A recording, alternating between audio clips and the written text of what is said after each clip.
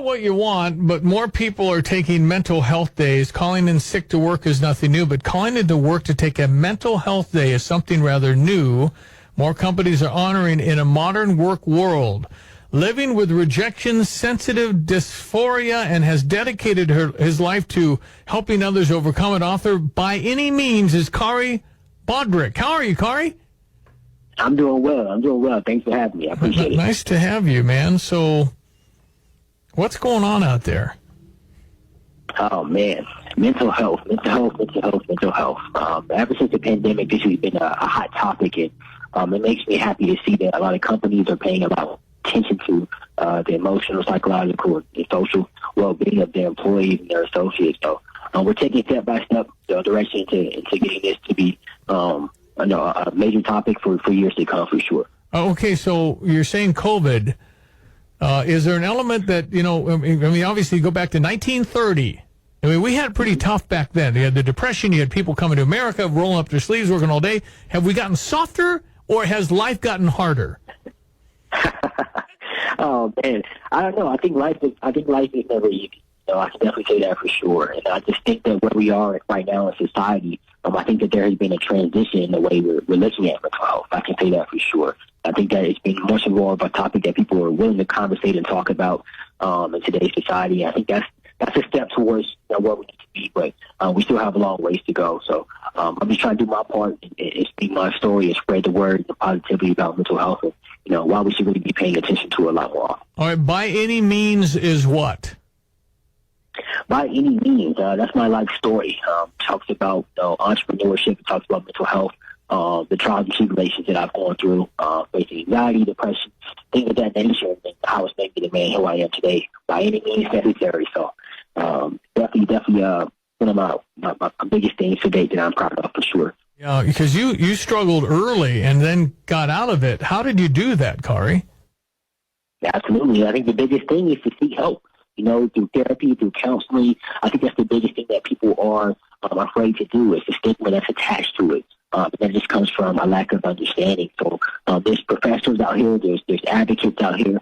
I can encourage anybody who's going through any mental health issues to seek therapy. You can talk to your doctor. You can talk to a local representative from a nonprofit organization just to get you into the right hands, to the right therapist to talk to. And I think this is a step that it takes to make somebody extremely happy in life, for sure. Yeah, because, again, maybe this will be a really blessing through this whole thing, is that we destigmatize that somebody needs somebody to talk to from time to time. I mean, that's not so bad, is it?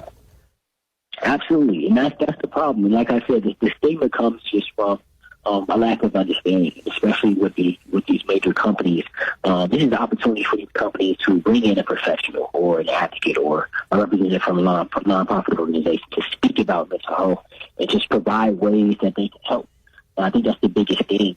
And once we get that out, a lot more companies are doing it, a lot more people are paying attention to it, and I think we'll see a lot more progress, for sure. Khari Bodrick, how do people find you, get your book? How do they find you, Khari?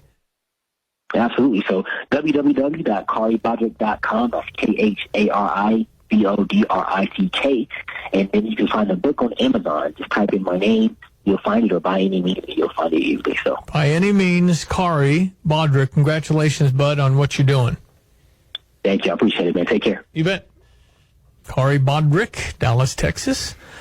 By Any Means, the name of his book. He struggled, I believe, in middle school a lot. The essential message is reach out if you need help. Yeah. There are so many resources, but it is tough. Tough, because then all of a sudden, they're talking, I know. Uh-huh.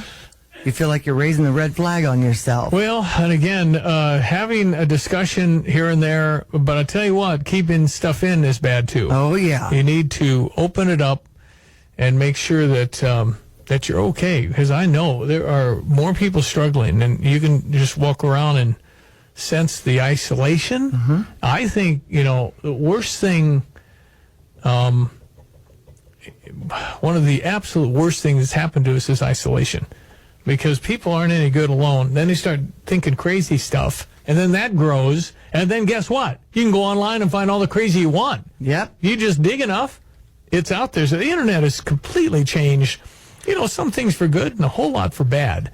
I believe, net, all this new amazing things that help us be so productive and do this and that and that. I think net, it's been bad. I think the arrow is worse than all